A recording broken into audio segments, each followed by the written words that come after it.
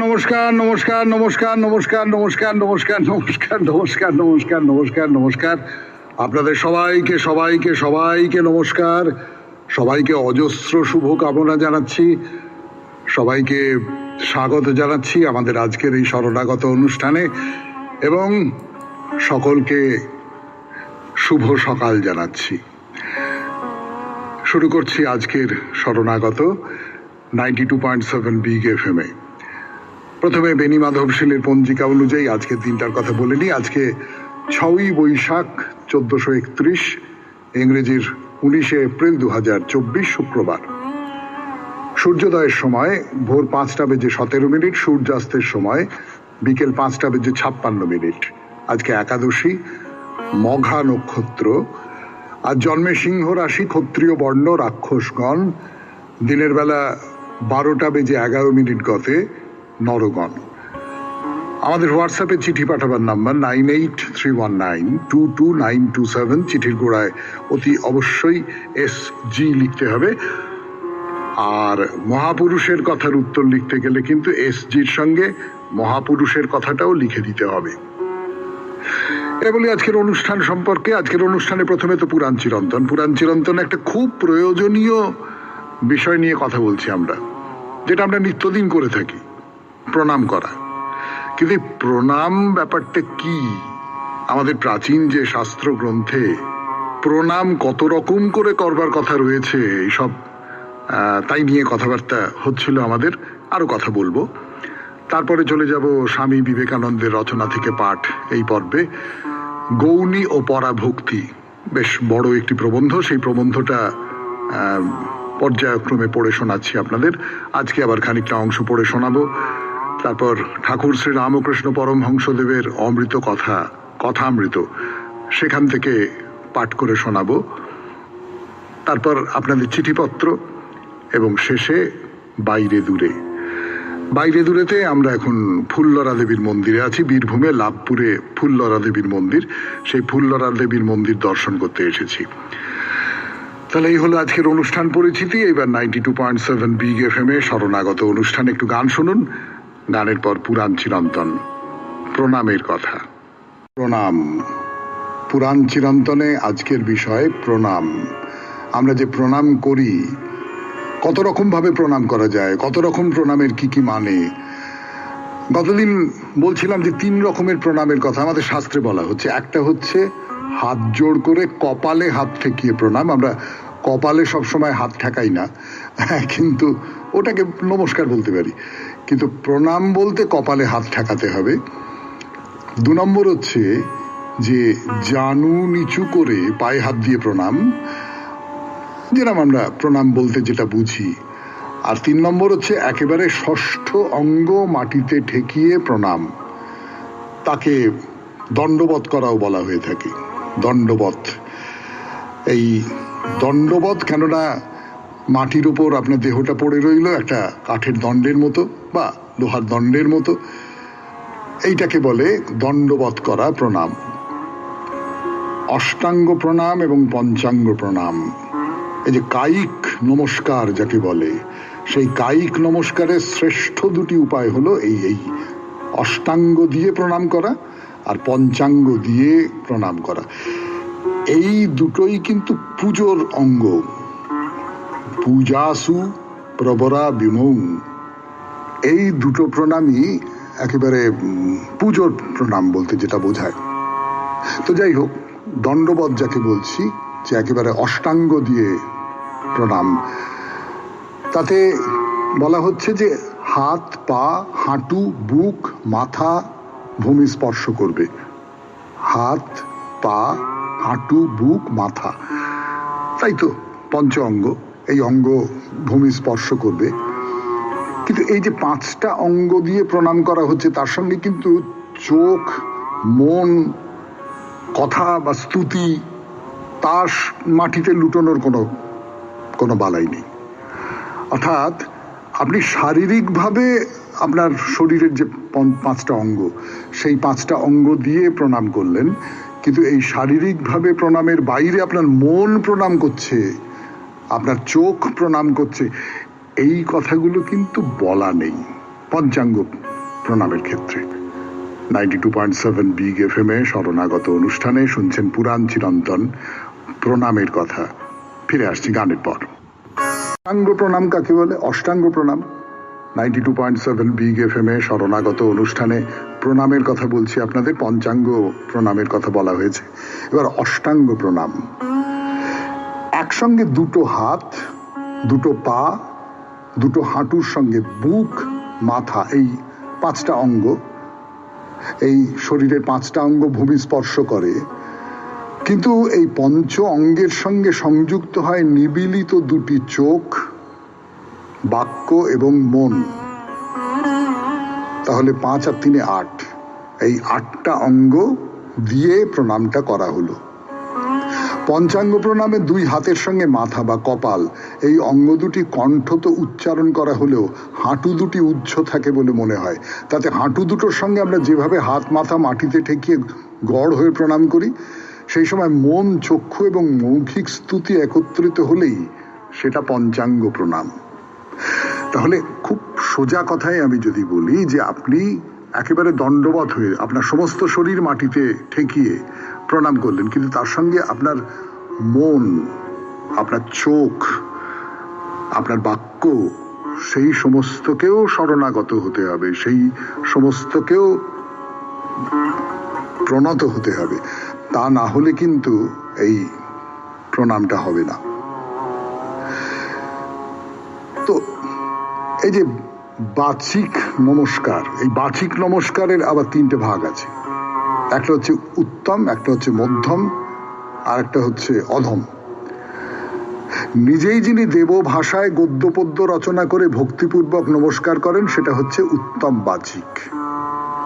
তো পৌরাণিক কোনো একটা বা বৈদিক মন্ত্র উচ্চারণ করে নমস্কার করা, এটা হলো মধ্যম বাচিক। আর নিজের কথ্য ভাষায় নমস্কার জানানো হলো অধম বাচিকের মধ্যে পড়ে। তাহলে ব্যাপারটা কি দাঁড়ালো? আমি আপনাকে বললাম নমস্কার, ভালো আছেন তো, এইটা হলো অধম বাচিক, কারণ আমি নিজের কথা বলেছি। তারপরে যদি কোনো বেদ থেকে বা পুরাণের কোনো শাস্ত্রগ্রন্থ থেকে মন্ত্র পড়ে আমি আপনাকে নমস্কার করলাম, সেটা হলো মধ্যম। আর আমি নিজে বানালাম আপনার কোনো একটা স্তুতি, আমি সেটা নিজে বানালাম, তারপর নমস্কার করলাম, এটা হচ্ছে উত্তম বাচিক নমস্কার। পুরো মন নেই এমন মধ্যম আয়াসে যে নমস্কার, তা মধ্যম মানসিক নমস্কার। মনের কোনো ইচ্ছে নেই তবু নমস্কার করতে হচ্ছে, এটা অধম মানসিক নমস্কার।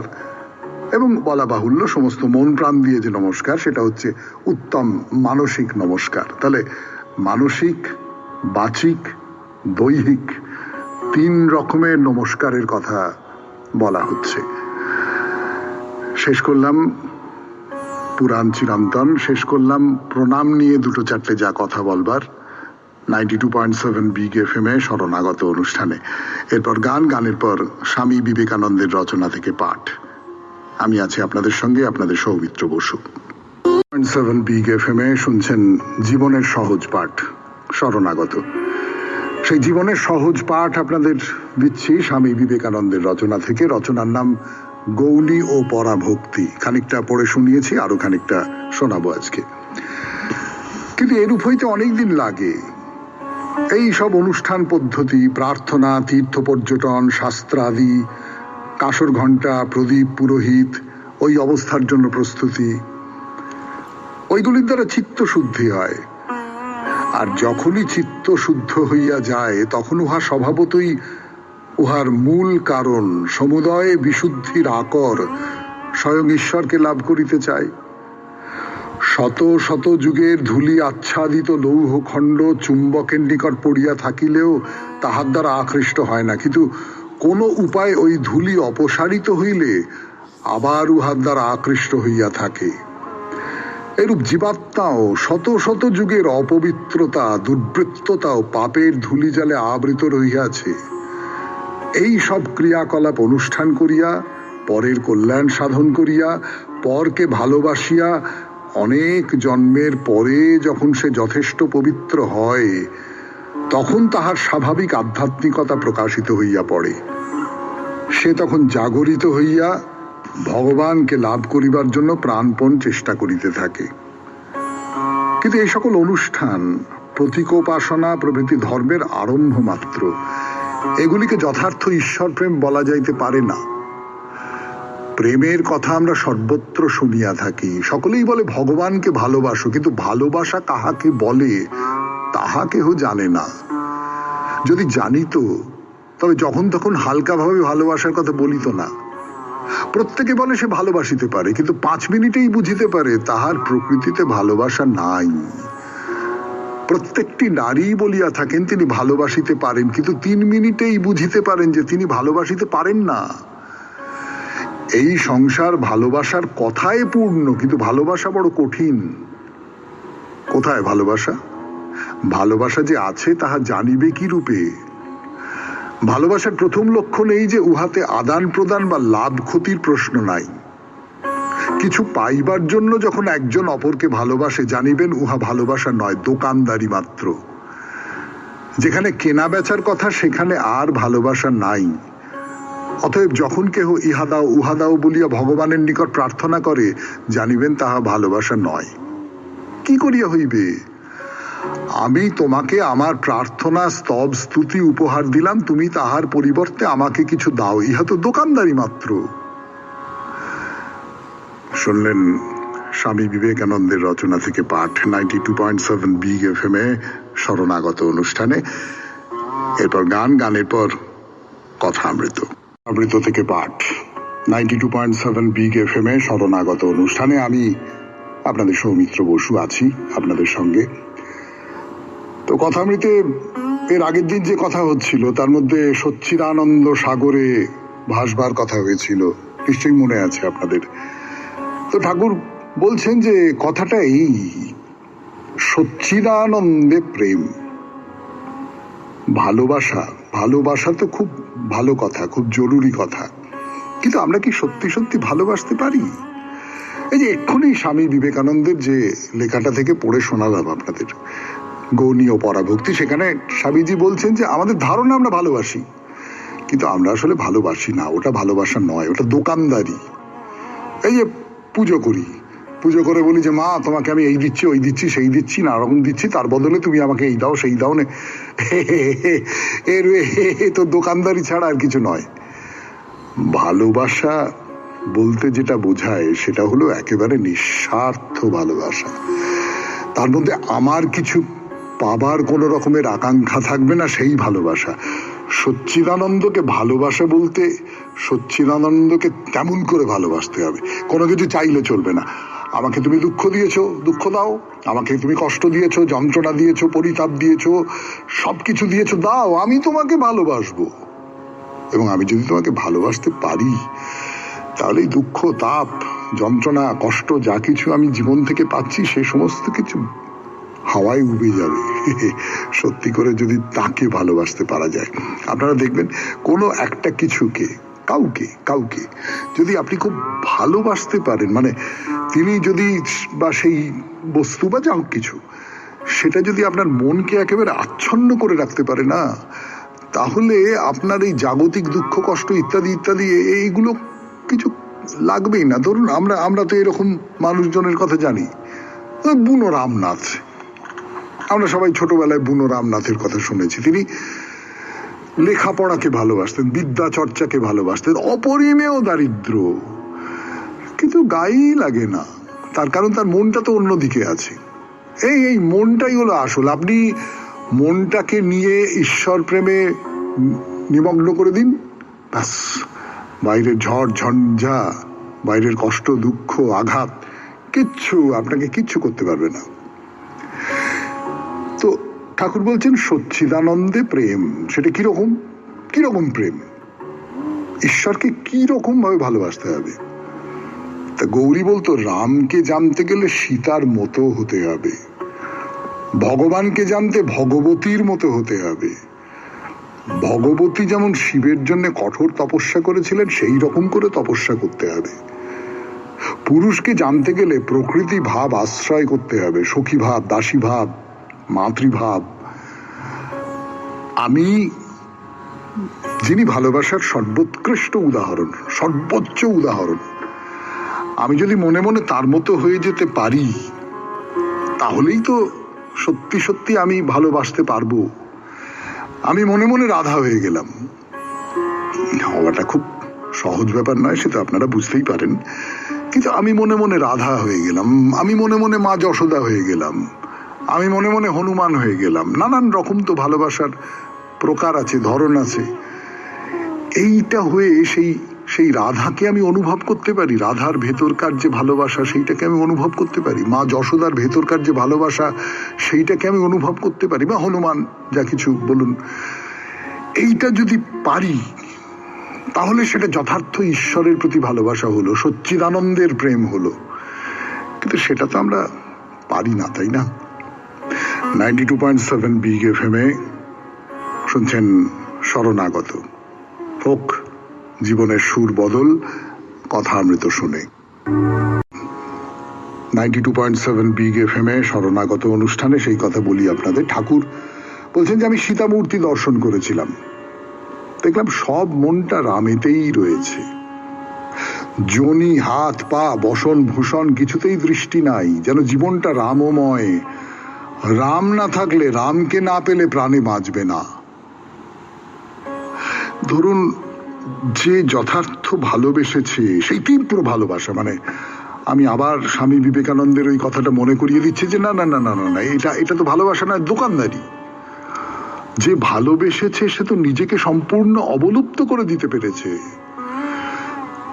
ধরুন, আমি আবারও বলছি যে এই যে বিল্বমঙ্গলের গল্প আমরা শুনি বা পড়ি, গিরিশচন্দ্রের নাটক আছে বিল্বমঙ্গল, যখন পড়ি সেই বিল্বমঙ্গল মরাকে কাঠ ভেবে তাকে জড়িয়ে ধরে নদী পার হয়ে গেল। পচা মরা, তা পচা মরার তো একটা স্পর্শ আছে, পচা মরার তো একটা দুর্গন্ধ আছে, সেই দুর্গন্ধটা চিন্তামণি পাচ্ছে, বলছে এই কি কি তোমার গায়ে এরকম দুর্গন্ধ, তুমি কি করে এলে? এ তো পচা মরা, এইটাকে জড়িয়ে ধরে তুমি নদী পার হয়ে এসেছো। বলে আমি আমি আমি তোমার প্রেমে আমি উন্মাদের মতন চলে এসেছি, আমি কিছু টের পাইনি, কোনটা পচা মরা কোনটা কাঠ ভেসে যাচ্ছে আমি আমি কিছু টের পাইনি। তাহলে শরীরের সাড় নষ্ট হয়ে গেছে। একটা সাপ ঝুলছে, সেই সাপ বেয়ে বেয়ে বেয়ে বেয়ে গিয়ে চিন্তামণির ঘরে গেছে। তা একটা দড়ি আর একটা সাপ, এ দুয়ের তফাৎ বুঝতে পারবে না? ভালোবাসা এইরকম বাইরের শরীরের যে বোঝবার ক্ষমতা সেইটাকে নষ্ট করে দেয়। যে মানুষটি একেবারে, ধরুন আমি একটা উদাহরণ দিই, পড়াশোনায় একেবারে নিমগ্ন হয়ে আছেন, তো এই নিমগ্ন থাকা অবস্থায় তার খিদে পেয়েছে কি পায়নি তিনি টেরও পাচ্ছেন না। হয়তো কাজটা মিটে গেল, তখন বললো ও বাবা বড্ড খিদে পেয়েছে তো, বা ও বাবা এখন বেলা 3:30 বেজে গেছে, আমি তো সকাল থেকে কিছু খাইনি, এটা তখন মনে হলো। কিন্তু যতক্ষণ পর্যন্ত এই প্রেমের মধ্যে মগ্ন হয়েছিলেন ততক্ষণ পর্যন্ত কিছু মনে হয়নি। মানে আমাদের এই জাগতিক নানান উদাহরণ থেকেই আমরা যথার্থ প্রেম কাকে বলে, যথার্থ প্রেমের তীব্রতা কাকে বলে, তার একটা আন্দাজ, সত্যি সত্যি ততটা পর্যন্ত পৌঁছতে পারি না হয়তো, কিন্তু তার একটা আন্দাজ কোথাও আমরা বুঝতে পারি যে আমি তাকে না পেলে প্রাণে বাঁচবো না। তো মনি বলছেন হ্যাঁ, যেন পাগলিনী, উন্মাদিনী, উন্মাদিনী। ঈশ্বরকে লাভ করতে গেলে পাগল হতে হয়। পাগল কাকে বলে? পাগল কাকে বলে মনোবিজ্ঞানীরা যেটা বলেন, আমি যতটুকু জানি, আমি খুব বেশি জানি না, সেটা হচ্ছে প্রত্যেক মানুষ, মানে সমাজের একটা আচার ব্যবহার আচরণ এসবের তো একটা নির্দিষ্ট মাপকাঠি ঠিক করে দেওয়া হয়েছে। সেই মাপকাঠিটা যদি অনেকটা পর্যন্ত অতিক্রম করে যান তাকে হয়তো সমাজ পাগল বলে মনে করে। এখন এইটাকে আমি অতিক্রম করে যেতে চাই, কারণ মানুষের তৈরি সমাজের এই যে বিধিনিয়ম, সেই বিধিনিয়মের মধ্যে থেকে ঈশ্বরকে পাওয়া যাবে না। ঈশ্বরকে পেতে গেলে সেই বিধিনিয়মকে পার হয়ে চলে যেতে হবে। তো এই হলো পাগল হয়ে যাওয়া। ঈশ্বরের জন্য আমি পাগল হয়ে গেলাম। 92.7 বিগ এফএমে শরণাগত, কথামৃত। আরো একটু বলবো কথামৃত থেকে গানের পর। শুনছেন 92.7 বিগ এফএমে শরণাগত অনুষ্ঠান, কথামৃত থেকে পাঠ। যেটা বলছিলাম, ঠাকুর বলছিলেন আর কি 92.7 মে, সেই কথাই তো বলছিলাম যে পাগল হতে হবে, ঈশ্বরকে পেতে গেলে পাগল হতে হবে। সমাজ সংসারের বিধি নিয়ম সেই সমস্তকে একবারে অগ্রাহ্য করে অস্বীকার করে নিজেকে নিয়ে যেতে হবে। এবং সেইটা এই যে পাগল বলে আর শেয়ানা পাগল বলে না, শেয়ানা পাগল কি করে, ঠাকুরের কথাই বলি আপনাদের, শকুনের মতন আর কি, আকাশে উড়ে বেড়াচ্ছে কিন্তু নজরটা ভাগাড়ের দিকে। তো শেয়ানা পাগল বলতে যেটা বোঝায়, সেও ওই পাগলামি করে বেড়াচ্ছে কিন্তু মনটা ওই পার্থিব সংসারের দিকে। চারটি চাল দিল কে, চারটি 10টা টাকা দিল কে, এই দিকে তার নজর। সে আসলে সত্যি সত্যি পাগল নয়। সত্যি সত্যি পাগলের তো এইগুলো থাকার কথা নয়, মনের মধ্যে এইগুলো জাগবার কথাই নয়। তো বলছেন কামিনী কাঞ্চনে মন থাকলে হবে না, কামিনীর সঙ্গে রমণ, তাতে কি সুখ। ঈশ্বর দর্শন হলে রমণ সুখের কোটি গুণ আনন্দ হয়। ভাবুন একবার, বহু মানুষ, সাধারণ সংসারী মানুষ, তারা মনে করেছে যে রমণ সুখের চেয়ে বড় সুখ আর কিছু নেই। আমাদের প্রাচীন গ্রন্থে বলা হয়েছে ব্রহ্মস্বাদ সাহুদারা। কিন্তু এখানে কি বলা হচ্ছে? এখানে বলা হচ্ছে যে ঈশ্বর দর্শন হলে রমণ সুখের কোটি গুণ আনন্দ হয়। সে কতটা আনন্দ আমরা ধারণাই করতে পারবো না। গৌরী বলতো, মহাভাব হলে শরীরের সব ছিদ্র, লোমকূপ পর্যন্ত মহাজনী হয়ে যায়। এক একটি ছিদ্রে আত্মার সঙ্গে রমণ সুখ বোধ হয়। এই প্রায় আমরা কল্পনাই করতে পারি না এই রকমের একটা সুখ, এই রকমের একটা আনন্দ। বলছেন ব্যাকুল হয়ে তাকে ডাকতে হয়, গুরুর মুখে শুনে নিতে হয় কি করলে তাকে পাওয়া যায়। এবং গুরুকে কিন্তু পূর্ণজ্ঞানী হতে হবে। গুরু পূর্ণজ্ঞানী হলে তবে পথ দেখিয়ে দিতে পারে। আমরা অনেক সময়ই যাদের গুরু বলে মনে করি, তারা তো এরকম পূর্ণজ্ঞানী নন। তারা নিজেরাই তো পথ জানেন না, তাহলে তারা কি করে পথ বলে দেবেন? শেষ হলো কথামৃত 92.7 বিগ FM এ শরণাগত অনুষ্ঠানে। এইবার চিঠিপত্র, গানের পর শরণাগত অনুষ্ঠানে আমি আপনাদের সৌমিত্র বসু। এবারে চিঠিপত্র। আজকের চিঠিটি লিখেছেন শুভম পাল, ব্যারাকপুর, উত্তর 24 পরগনা থেকে। পড়ি শুভম বাবুর চিঠি।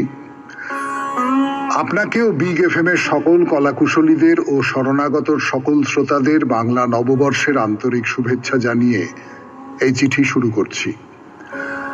আমাদের বাড়ির কাছে এমন একটি স্থান আছে যেখানে বহু বছর ধরে শ্রী শ্রী দেবী রক্ষাকালীর পুজো হয়ে আসছে। এই পুজোর প্রধান আকর্ষণ এই দেবীর মূর্তি। প্রায় 15 হাত লম্বা এই দেবী মূর্তি দর্শন করতে বহু দূর দূরান্ত থেকে লোক আসে। বড় কালী মূর্তি হওয়ায় ও স্থানটির নাম চড়কতলা হওয়ায় এই দেবীর নামই হয়ে গেছে চড়কতলার 15 হাত কালী। এই পুজো ঠিক কত বছর আগে কে বা কারা শুরু করেন তা আমি জানি না, তবে আমি আমার ছোটবেলা থেকে এই পুজো হতে দেখছি। আপনাকে জানিয়ে রাখি, আগে এই পুজো হতো খোলা জায়গায় গাছের নিচে, তবে গত বছর এই দেবীর জন্য একটি মন্দির তৈরি করা হয় এবং মন্দিরের ভেতরে দেবী মূর্তির মাথার উপর একটি বিরাট বড় ঘণ্টা ঝোলানো আছে, তার সাথে দড়ি বাঁধা আছে দর্শনার্থীদের বাজানোর সুবিধার্থে। 2 সপ্তাহ ব্যাপী এই পুজো উপলক্ষে মন্দিরের সামনের মাঠে বড় মেলা বসে। তাতে নানান ব্যাপারী তাদের রকমারি পসরা সাজিয়ে বসে। এই বছর 6ই এপ্রিল থেকে পুজো শুরু হয়েছে, চলবে আগামী 21শে এপ্রিল পর্যন্ত। আপনাকে একান্ত অনুরোধ, আপনি সম্ভব হলে একবার এই পুজো অবশ্যই দেখে যাবেন। আমি এই চিঠির সঙ্গে আপনাকে দেবী মূর্তির একটি ছবি পাঠালাম, আপনি অবশ্যই দেখবেন। চিঠি বড় হয়ে গেল, তার জন্য মার্জনা চাইছি। নমস্কারান্তে শুভম পাল, ব্যারাকপুর, উত্তর 24 পরগনা।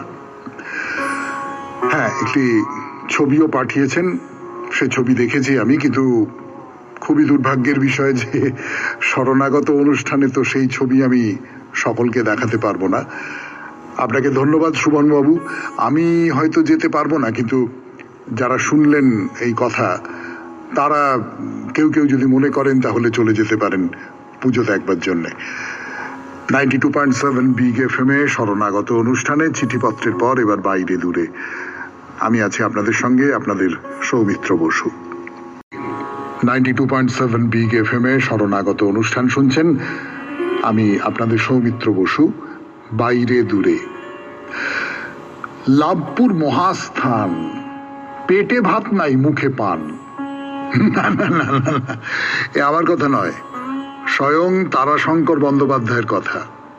তিনি নিজের জন্মস্থান নিয়ে এরকম একটা কথা লিখেছিলেন, মানে প্রচলিত এই প্রবাদটা সকলের কাছে ফাঁস করে দিয়েছিলেন আর কি।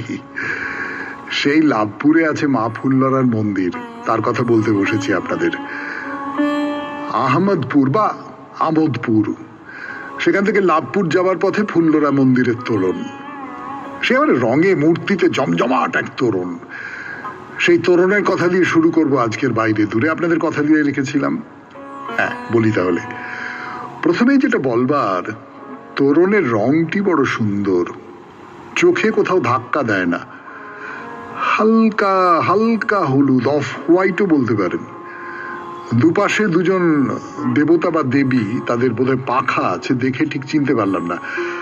তার উপরে আবার তোরণের দরজার দুপাশে দুজন, একদিকে লক্ষ্মী আর একদিকে নারায়ণ, দুজনেই ফুটন্ত পদ্মের ওপরে দাঁড়িয়ে আছেন। মাথার উপরে, যেখানে তোরণের মাথা, সেখানে দুজনে দুজনের দিকে পিছন করে আছে দুই ঐরাবত, তাদের মুখ। মাঝখানে ওই পদ্মের ওপরে এক পা তুলে দাঁড়িয়ে রয়েছেন নারায়ণ বলেই তো মনে হলো। কি বেশ জমজমাট তোরণ বলাটা কি ভুল হয়েছে? পার হয়ে যাচ্ছি। হেঁটে যেতে পারেন, গাড়ি করেও যেতে পারেন, তবে গাড়ি করে যাওয়াই ভালো, কারণ তোরণ থেকে মায়ের মন্দির বেশ অনেকখানি, ধরুন কিছু না হোক 1.5 কিলোমিটারের মতো। দুপাশে গাছপালা, মাঠ।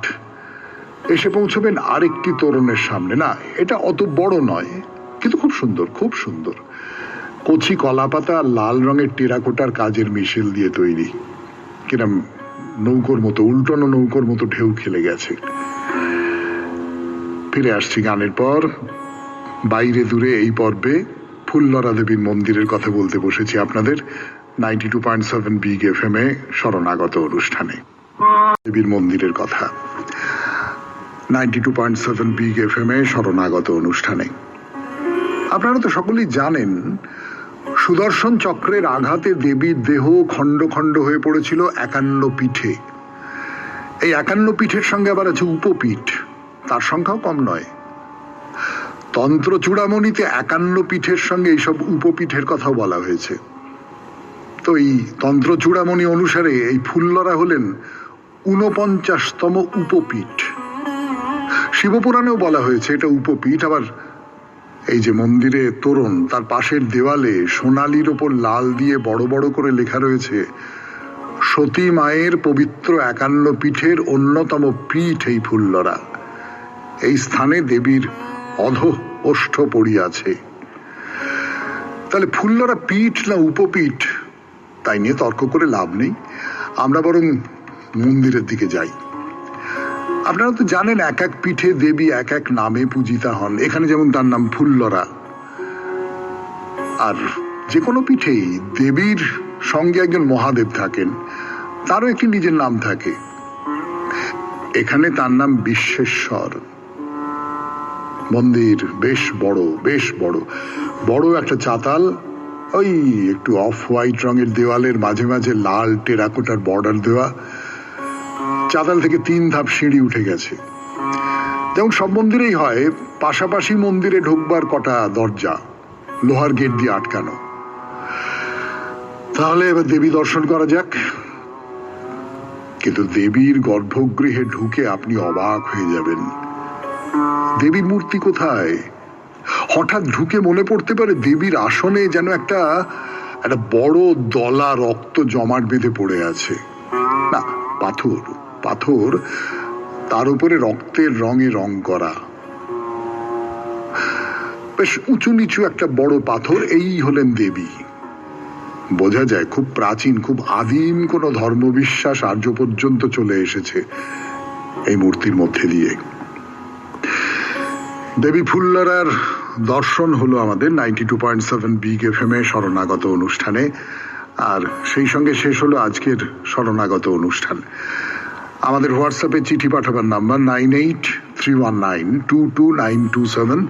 চিঠির গোড়ায় অতি অবশ্যই SG লিখতে হবে। আর মহাপুরুষের কথার উত্তর যদি দেন, লিখে দেবেন মহাপুরুষের কথা। তাহলে শেষ করব আজকের অনুষ্ঠান, শেষ করব একটা ছোট্ট কবিতা দিয়ে। আমি কেবলই স্বপন করেছি বপন বাতাসে, তাই আকাশ কুসুম করিল চয়ন হতাশে। ছায়ার মতন মিলায় ধরণী, কুল নাহি পায় আশার তরণী। মানস প্রতিমা ভাসিয়া বেড়ায় আকাশে। কিছু বাধা পড়িল না, শুধু এ বাসনা বাঁধনে। কেহ নাহি দিল ধরা, শুধু এ সুদূর সাধনে। আপনার মনে বসিয়া একেলা, অনল শিখায় কি করিন খেলা। দিন শেষে দেখি ছাই হলো সব হুতাশে। আমি কেবলই স্বপন করেছি বপন বাতাসে। খুব ভালো থাকবেন।